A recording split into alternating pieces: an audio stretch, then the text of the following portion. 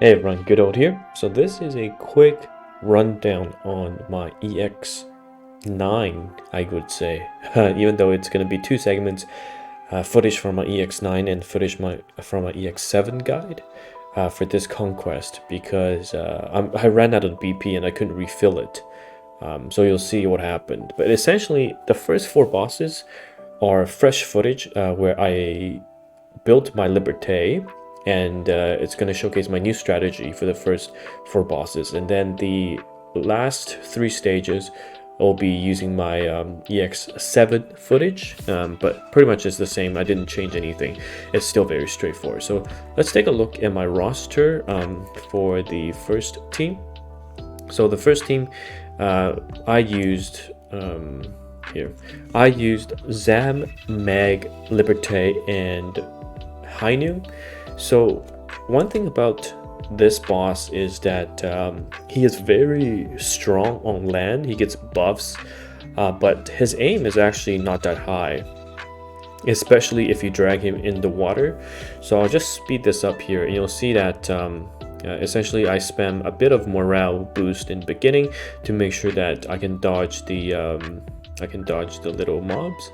And I will move my Dido up, or Zam up a bit, so that he'll draw the attention of the boss. The targeting seems to be just the closest unit he can find, so very simple in that regard. So basically Dido just goes up close enough so that he is the closest unit to the boss, and then I'll let the rest of the team just gain morale off of killing or farming the mobs.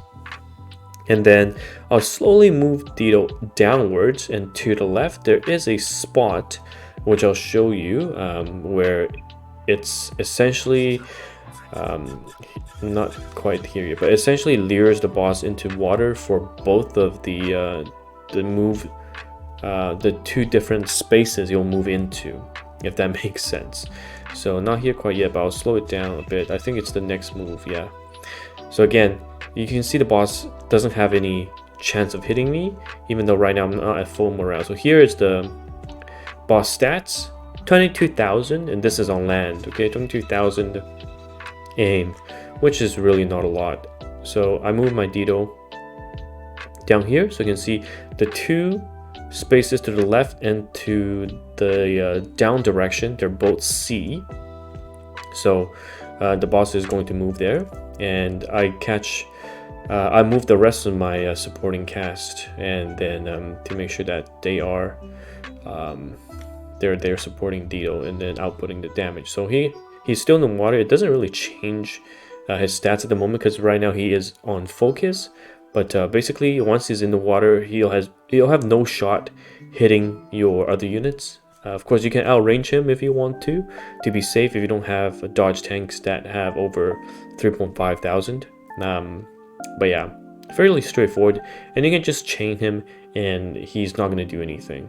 Like once he's in the water, just make sure that I think he gets one hit off with maybe some damage, but you can just use a defensive tank to tank it. Otherwise, you can also use a dodge tank as a main tank as well, but I use Dido because I want Dido to be actually half HP to gain that stat boost, and of course he's never going to be able to kill Dido. So that's the first boss. I would say very straightforward, super easy, honestly, in my opinion. There's nothing that can go wrong with this boss up until EX like 2030, in my opinion. So next one is the stage for morale boost. So basically I'm here boosting my grandson and my alt. They're both used for the next stage. Freedom is just there to take some of the morale, but you can put like another morale boost or anything. It doesn't really matter. So very straightforward, nothing else to see. Basically just killing the units to get morale. So I'll skip that part. And then this one, so I think a lot of people are worried about, how can I out-snipe this unit when he has bonus range, and also the accuracy is so high, so do I have to use defense tank? I think personally for me, this boss is actually the easiest in the entire Conquest, even more so than the first boss, just because he has a lot of skills that look really good on paper, but he is so squishy. So let's take a look.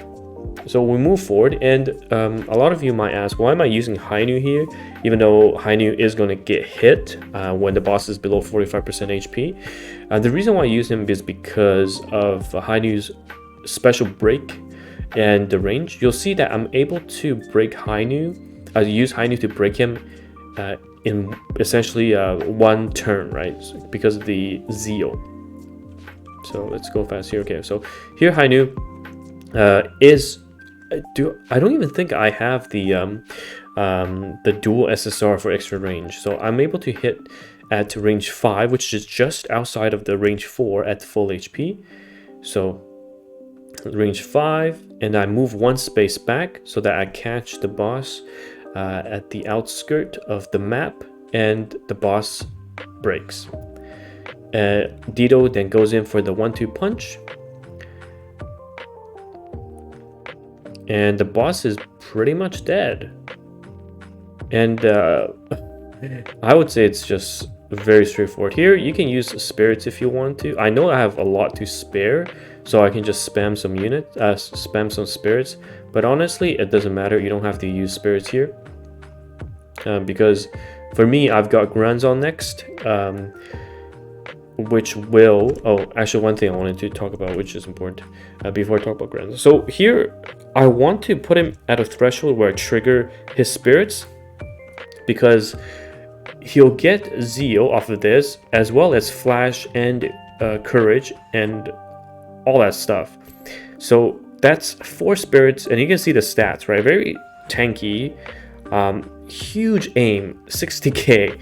But the thing is, this is his normal attack turn, so he's gonna waste his Courage and do 10 damage. And I, using a normal attack counter with Zam, breaks the Flash. So then he goes again, recovers the break gauge, but he loses a lot of his other spirits already, right? So he loses the wall, which is important, and I just attack. And then here, the ult is too slow, or rather the distance he can cover is too short, so he's not even going to be able to reach him. So actually here, I might next time consider running someone else, potentially Freedom, or probably not Freedom actually, because at this point the boss should have 6 range, right? So I need to think about who I can run here. But yeah, ult doesn't do anything in this map. I just have him for some reason, because I thought I need to break him again, but clearly I don't. So Granzon goes and goes for the kill. So here, I actually can use Granzon's spirits, because I've got enough to spare later on too. So I can cast a soul, and then I still have an extra turn. So I have more than enough damage, right? More than enough damage to wrap up the boss here. So super simple, very easy, and the rest is just cleanup duty. Yeah.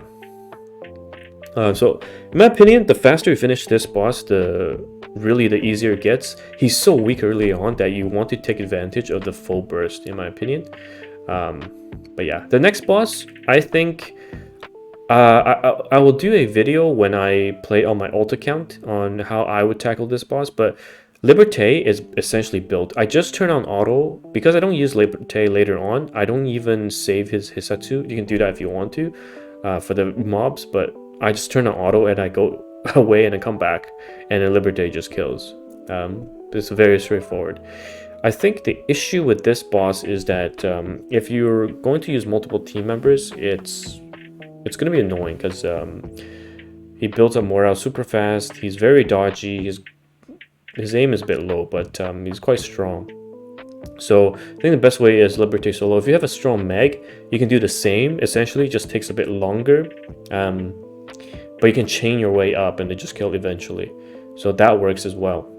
Yeah. So for me, it's Liberte. I think at a certain point, I'll bring Meg in as well for the aim. But other than that, for the people that don't use Meg or don't have Liberte, I'm not sure what the recommendations would be, which I hope I'll find out on my ult, because my ult has Meg. Maybe I'll use that, but of course not a super built Liberte. So that's the third boss. I'm gonna speed up even more. Basically, it's just turning on auto, take a break for like 10 minutes, I think, because I'm not just using NR, I'm also using attack, so it's pretty straightforward. So after this, I'll switch to my EX7 footage that I did for the subsequent bosses. The strategy is going to be the same. It's just that when I recorded my EX7 footage before, I didn't have a Liberte built, so it was a different strat where I used Alt and Sam and Meg and Liger. But obviously with Liberte, it is just much easier this way. And I can't record the EX9 last 3 stages because I'm out of BP. I used all the replacement BPs, refills, whatnot. So let me switch to the footage from the other part. So yeah, this is my EX7 climb. And so this is the part you can see here. My ult, and here I screwed up. My ult almost died in EX7, so I had to save quit, but used Liger to clear. So let's switch to the mob stage after. So mob stage after, I have 2 rouse bots plus Freedom and Eva. So basically making sure they reach max spirits, and then just let Eva tank because he's got the barrier, it won't take any damage, and just kill everything basically. Making sure that they both gain maximum spirits, Freedom for the last stage and Eva for the next dual boss stage. So pretty straightforward in that regard. Okay, so here comes the dual boss. So for dual boss, I think for me, I got pretty lucky in terms of investment on ult. When his limited rolled around, I really invested in him. I'm banking on the fact that I was hoping to see a limited coming out of ult, but obviously it didn't happen. No upgrades either, but he's really good this Conquest. Immunity tank that having bullet and special break tackles 5 bosses in this Conquest, so he's going to be working overtime, and mine is not even fully upgraded. So this is my team: ult as tank, Zam and Eva and Granson. So I think the dual boss can cause issues. Again, I think I'm very lucky in terms of the units I built are all really good this Conquest, like the newly built ult, Eva and Granson as the sniper. So basically here I moved Dido up, so the targeting priority from the 2 bosses, I think they're very important to know. The first one will go, the one with the aura debuff, will go for units that have the lowest mobility. So my ult, because it was a freshly built ult, has 0 mobility books, so he's gonna be the lowest on the team. And then the other one with the morale based stat, he'll go for the highest attack. So in this case, it's a Zam, and Zam running SSR1 is very good this Conquest as well for immunity. So both of them will be the main tanks, and I've got Eva and Granson, which will outrange the 2 units. So I start off by going ult into the Claymore, and then I hit with the SSR from Eva to do a bit more damage so that the ult can counter and then break. I think that's pretty important. And then here, Granson, I think this is old footage, so I don't use the SSR1, but actually I can start with SSR1 into SSR2 hit, because here I want to trigger their spirits as early as possible so that when they take their turn and subsequently move, then I don't have to worry about the spirits lasting and overlapping, because I want to one-shot them from a certain threshold. So the rest for now is just attacking, counter-attacking, and then Zam doesn't really do much at the moment. He's basically another immunity tank for me, but ult here will break on counter, and the other person will trigger another spirit and go for Zam. And for me, I use the special to gain an extra turn here to refresh my Claymore, so I can start working on the break gauge of the other unit. And of course I have to cast a tune because my ult still needs work in terms of his aim, and this boss is really dodgy. If you have Daunt, you want to definitely Daunt this boss. But yeah, I actually use Courage here. If you don't Courage, you can use a tune, because this boss is extremely dodgy. So I think I use Courage here. Yeah. I do just to get that extra break gauge damage in. And I go down, use Grand Zone to to bring the other units HP low to trigger some stuff. And I triggered the persist here with an auto attack. Yep. Okay, and then this guy will go for my ult. I'll just defend. I'm gonna be investing my ult, so he's gonna be a lot stronger than this. But yeah, nothing else. I use my SSR for no reason here because it's 0%, so it doesn't really matter. But I tuned and I get to break this boss right here. So here's the very interesting part, okay? One mistake I did in my EX7 run right here is that, first of all, yeah, I used the ZAM SSR attack. That was unwarranted. Second of all, my Grand Zone carries Daunt. It's specifically for this dual boss stage. When it was my turn to move, I should have daunted this unit, the gray one, once, and then daunted again when it's my turn. But here, you can see Shinji actually does enough damage to one-shot. Even though the boss is at 150 morale, but she should realistically be at lower than 150 if I was doing this right. But here I can already one-shot, so I always go for the one-shot on the gray one. There are ways to play it safe. I can wait an extra turn because this boss still has a spirit up, and you can see the break gauge is 2 turns, so I could actually wait for an extra turn to be super safe, and then let the Daunt of Grand Zone go through. But it's still only, I think, X7, X9. I'm gonna do the same, but I can just one shot go through. Yeah, you can see that it's 30% defense gain, which I could have waited. But here we go for the one shot. Did I kill this one first? No, I went for the safer. Yeah, kill the gray one, and then I think. Yeah, I just wait for Grand Zone. And this is why in the previous fight, in the second boss, which I thought was the super easy one, I could use one soul, because here I can just yeah, I have 2 Daunts I didn't use. I have an extra soul I can use, and also rage. Yeah. So here, get a kill, and that's it. The dual boss probably needs some more refinement, but I have so much room for error because if you look at the turn, Zam was gonna go after, so can pick up kills there too. So that is the dual boss. The last boss I think is actually the easiest. Oh no, second boss is the easiest, but dual boss, the last boss is third or second easiest, I think, because my team is very.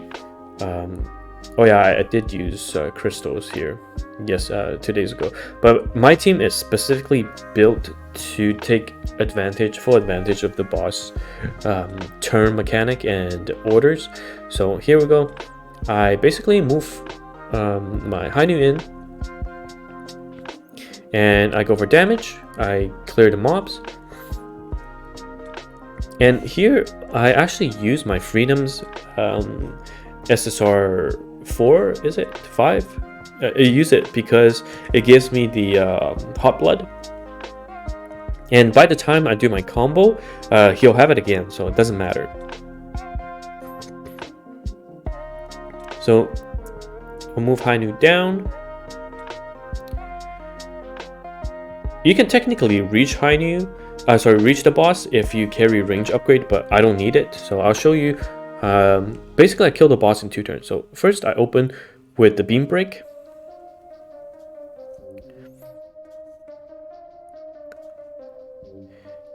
and I open next with normal attack, and then this is perfectly timed with the Freedom high mat attack into SSR 1. It exactly breaks the boss's break gauge. And yeah, I carry Persist to prevent boss targeting, but I actually don't need it. The boss will go for Hainu, so I don't need Persist. But it's a backup plan because the boss at morale 130 plus will cast Bullseye plus Soul, so it can be an issue. You definitely need to carry Persist on your dodge. So the important part is here I broke the boss's break gauge. For me, crucial because now Meg can use the limited SSR, which applies defense and mobility debuff, which is huge. And of course I carry Daunt. So keeping the boss's the spirits, morale low is important. So 20% defense down, 20% mobility down. So I basically will not miss. So this is stats, very, very low in terms of defense and mobility, only 2.2k aim, and of course I use Daunt to keep his morale low. Yeah, and Hainu is fantastic because you get a lot of turns. So he's under focus. I cast my Persist and Daunt and go for the attack. And here I want to make sure I trigger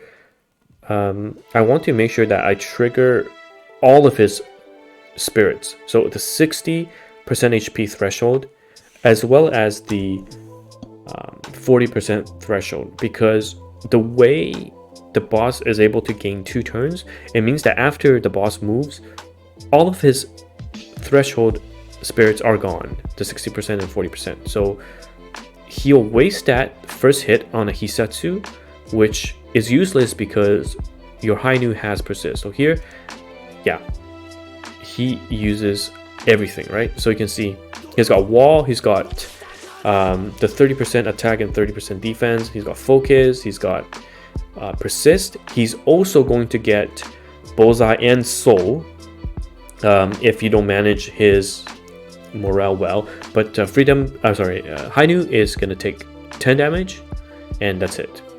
So in a case where he's got Bullseye and Soul, he'll still go for he'll still go for Hainu. Hainu is going to take a 20% attack debuff, but it's okay because Hainu gets a lot of turns and then he'll shrug the debuffs off, and I'll show you what happens. So here, this is the turn I kill the boss, right, from half HP. So basically I trigger the 60 and 40% morale. He heals once, and then I go basically wipe 50% of HP off. So at this point the debuff is still on from Meg, and then Freedom is able to go ham. So Freedom gets 3 turns here, and in my newest build, Freedom also gets 2 uses of Soul with 1 Hot Blood. So instead of the Persist, I found out that even if Hainu has Persist, the boss will go for Hainu instead of Freedom. So I use Awaken, I Daunt. So this first attack should be under Soul, and then Heimat is under Hot Blood, and then the SSR1 should be under another Soul. So this should actually kill the boss already, but with how things are going, I actually have 2 attacks from Zam with spirits, 4 turns from Hainu with spirits because I have Awaken on Hainu. So he goes Awaken from SSR1 into map, into beam, into SSR1 Awaken, into map. So I have a lot of damage left over. And of course Meg here also gets a hit in. I mean, anything counts, but it doesn't matter. So I can outrange if I'm worried about his aim, and not take any hits, but I also have a Persist on, so it doesn't matter. Yeah. And here I have multiple turns. The Hainu has Awaken, has Daunt, so effectively 4 turns here from the Hainu for damage. So that coupled with Zam If we take a look at Zam's attack, so the second attack into the third attack, of course, sorry, second attack giving Zeal, and then SSR 1 for 40k, right? So I have a ton of room. But yeah, this is essentially the rundown of the guide from how I tackled this EX. If you have any questions, you can feel free. I'll have maybe another quick one, see if anything changed when I'm doing EX20 and also when I do my alt account. Hopefully this is me helpful, and I'll see you guys on the Discord.